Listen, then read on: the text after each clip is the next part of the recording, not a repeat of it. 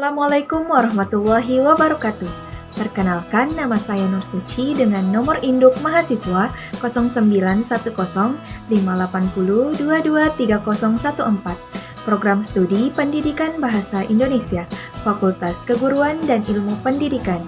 Dengan mata kuliah Pendidikan Anti Korupsi. Dosen pengampu Dr. Sam Hermansyah, SPD, MPD. Selamat menyaksikan.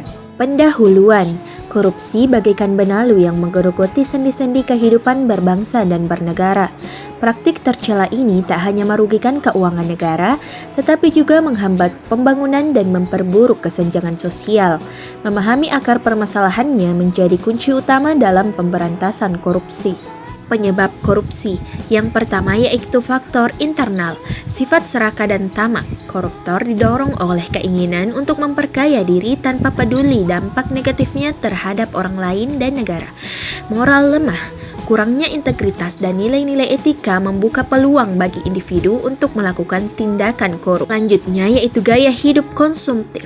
Kebutuhan yang melebihi kemampuan finansial mendorong individu untuk mencari penghasilan tambahan melalui cara-cara yang tidak sah. Yang terakhir yaitu lemahnya kontrol diri.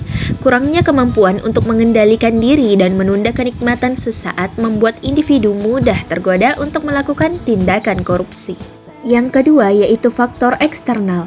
Sistem pengawasan lemah di mana kurangnya pengawasan yang memadai dan celah dalam regulasi membuka peluang bagi korupsi. Yang kedua yaitu budaya toleransi terhadap korupsi, di mana masyarakat yang menganggap korupsi sebagai hal yang lumrah dan tidak tercela dapat mendorong terjadinya praktik ini. Yang ketiga yaitu lemahnya penegakan hukum, di mana hukuman yang tidak tegas dan konsisten terhadap pelaku korupsi dapat menciptakan efek jera yang minim. Dan yang terakhir yaitu kesenjangan ekonomi. Kesenjangan yang lebar antara kaya dan miskin dapat mendorong individu dari kelompok miskin untuk melakukan korupsi demi mendapatkan kekayaan. Yang ketiga yaitu faktor politik. Kurangnya transparansi dan akuntabilitas di mana penyalahgunaan kekuasaan dan kurangnya transparansi dalam proses pengambilan keputusan membuka peluang korupsi. Selanjutnya yaitu pendanaan politik yang kotor. Penggunaan uang haram dalam politik dapat memicu korupsi ketika politisi terpilih merasa berhutang budi kepada penyandang dana. Dan yang terakhir yaitu lemahnya demokrasi. Sistem demokrasi yang lemah dan kurangnya partisipasi masyarakat dalam pengawasan pemerintahan dapat menciptakan peluang korupsi. Yang keempat yaitu faktor hukum. Peraturan yang ambigu dan berbelit-belit di mana peraturan yang tidak jelas dan mudah diinterpretasikan secara berbeda dapat membuka celah bagi korupsi. Selanjutnya yaitu sanksi yang tidak memadai, di mana hukuman yang tidak sepadan dengan kerugian yang ditimbulkan oleh korupsi dapat membuat efek jera menjadi minim.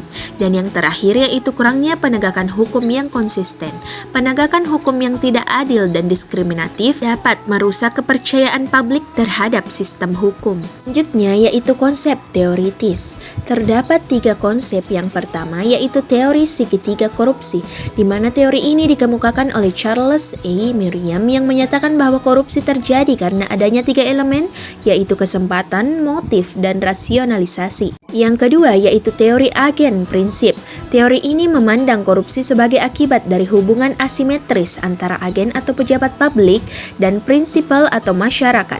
Agen dapat menyalahgunakan kekuasaannya untuk keuntungan pribadi karena kurangnya pengawasan dari prinsipal. Dan yang terakhir yaitu teori pilihan publik.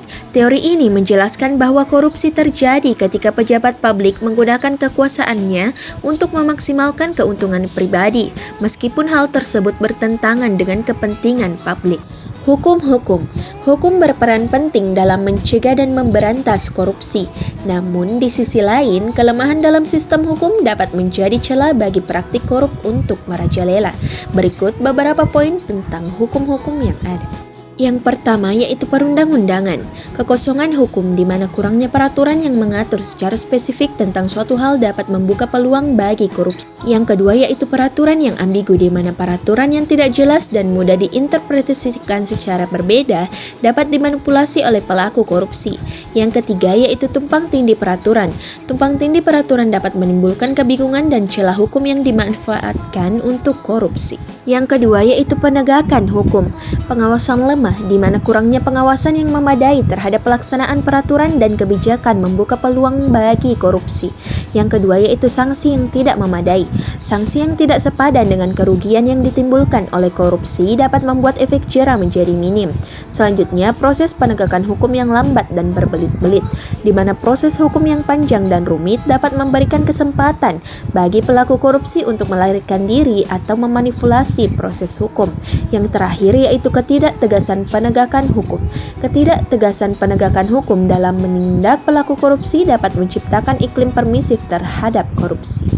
Yang ketiga yaitu budaya hukum. Kurangnya kesadaran hukum, di mana masyarakat yang kurang sadar akan hukum dan hak-hak mereka lebih mudah menjadi korban korupsi. Masyarakat yang toleran terhadap korupsi, di mana anggapan bahwa korupsi adalah hal yang lumrah dan tidak tercela dapat mendorong terjadinya praktik ini. Faktor ekonomi. Kesenjangan ekonomi, di mana kesenjangan yang lebar antara kaya dan miskin dapat mendorong individu dari kelompok miskin untuk melakukan korupsi demi mendapatkan kekayaan. Yang kedua yaitu gaji yang rendah. Gaji yang rendah bagi pegawai negeri sipil dapat mendorong mereka untuk mencari penghasilan tambahan melalui cara-cara yang tidak sah seperti tindakan korupsi. Selanjutnya yaitu sistem pengadaan barang dan jasa yang lemah, di mana sistem pengadaan barang dan jasa yang tidak transparan dan akuntabel dapat membuka peluang bagi korupsi. Yang terakhir yaitu kurangnya persaingan usaha, di mana monopoli pasar dan kurangnya persaingan usaha dapat membuka peluang bagi suap dan gratifikasi. Selanjutnya yaitu penyebab korupsi menurut perspektif teoritis. Yang pertama yaitu teori moral. Korupsi terjadi karena lemahnya moral individu dan masyarakat. Faktor seperti keserakahan, hedonisme, dan kurangnya integritas menjadi pemicunya. Yang kedua yaitu teori ekonomi. Korupsi muncul sebagai akibat dari ketimpangan ekonomi dan sistem yang tidak efisien. Peluang korupsi timbul ketika terjadi celah dalam sistem yang memungkinkan individu untuk mengambil keuntungan pribadi. Yang ketiga yaitu teori politik. Korupsi dikaitkan dengan sistem politik yang lemah, kurangnya akuntabilitas, dan konsentrasi kekuasaan. Yang terakhir yaitu teori budaya. Budaya patriarki, nepotisme, dan permisif terhadap perilaku korup dapat menjadi faktor pendorong korupsi. Pembahasan terakhir yaitu faktor internal dan eksternal penyebab korupsi. Yang pertama, moral yang lemah, di mana kurangnya integritas, nilai moral yang rendah, dan mudah tergoda oleh keuntungan pribadi. Yang kedua yaitu keserakahan, keinginan yang tidak terkendali untuk mendapatkan kekayaan dan harta benda sehingga menghalalkan segala cara. Yang ketiga gaya hidup hedonis, keinginan untuk hidup mewah dan serba instan mendorong individu untuk mencari keuntungan dengan cara yang tidak sah. Yang keempat yaitu lemahnya kontrol diri, di mana kurangnya kemampuan untuk mengendalikan diri dan nafsu, sehingga mudah terjerumus dalam perilaku korup. Sistem yang lemah, sistem yang tidak efisien, kurangnya akuntabilitas dan transparansi, serta celah hukum yang memungkinkan korupsi, kurangnya pengawasan, budaya permisif, dan kurangnya penegakan hukum. Penegakan hukum yang lemah dan tidak tegas terhadap perilaku korupsi sehingga tidak memberikan efek jera.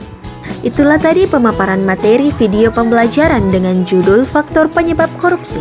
Sekian dari saya, wassalamualaikum warahmatullahi wabarakatuh.